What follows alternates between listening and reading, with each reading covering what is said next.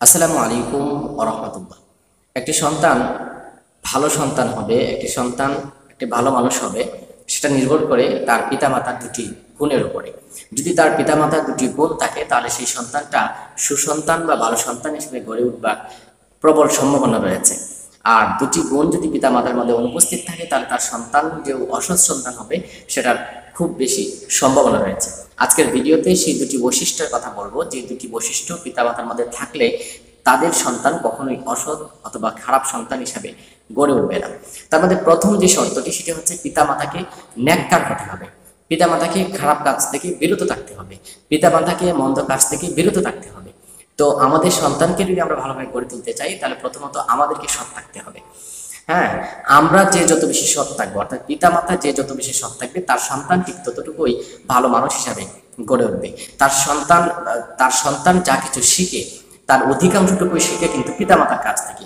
সে সারা দিনের অধিকাংশ এবং তার জীবনের প্রায় অর্ধেকের বেশি অংশ কিন্তু সে অতিবাহিত করছে তার পিতামাতার সাথে।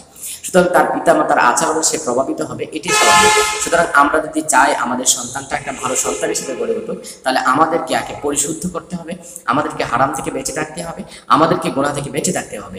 তো সন্তান ভালোভাবে গড়ে ওঠার জন্য প্রথম শর্ত হচ্ছে পিতামাতাকে ভালো মানুষ হতে হবে।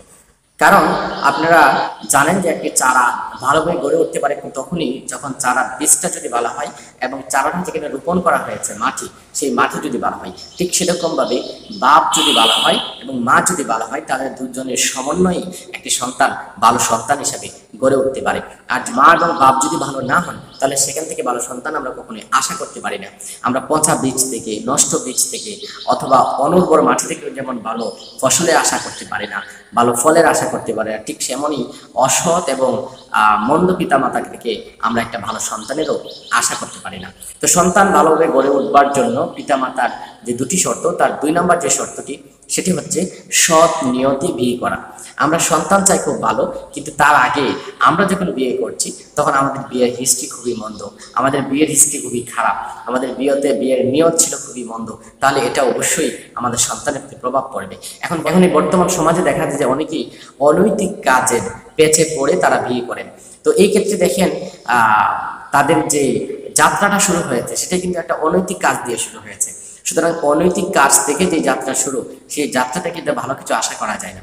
এই জন্য যারা যুবক আছেন তাদেরকে বলবো, অবশ্যই যদি আপনাদের কোনো পছন্দ থাকে সেটাকে হালাল পদ্ধতিতে আপনারা হালাল করে নিতে পারেন, যেটা ইসলাম বলে দিয়েছে, কিন্তু কোনো হারাম কাজে অবশ্যই জড়িত হওয়া যাবে না।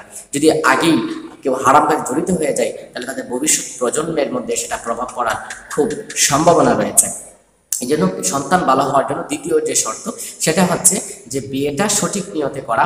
বিয়েটা, কারণ সাধারণত ইসলাম শরীয়ত বিয়েটাকে বৈধ করেছেন দুটা কারণে, বা এটার প্রয়োজনীয়তা এত গুরুত্বের সাথে ইসলাম বর্ণনা করেছেন। তার দুটা হচ্ছে মূল উদ্দেশ্য, অনেকগুলো উদ্দেশ্য, দুটা হচ্ছে মূল উদ্দেশ্য। প্রথমত উদ্দেশ্য চরিত্রকে ঠিক রাখার জন্য যুবক বা যুবতীদেরকে বিয়ের কথা বলা হয়েছে। তৃতীয়ত হচ্ছে পরবর্তী প্রজন্ম বৃদ্ধির জন্য বিয়ের কথা বলা হয়েছে। সুতরাং আমাদের বিয়েটা যেন হয় আমাদের চরিত্রকে ঠিক রাখবার জন্য, আমাদের বিয়েটা যেন চরিত্রকে নষ্ট করে আমাদের বিয়েটা না হয়।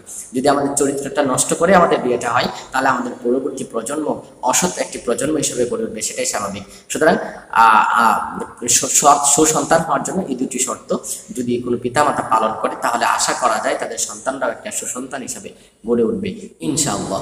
আসসালামু আলাইকুম ওয়া রাহমাতুল্লাহ।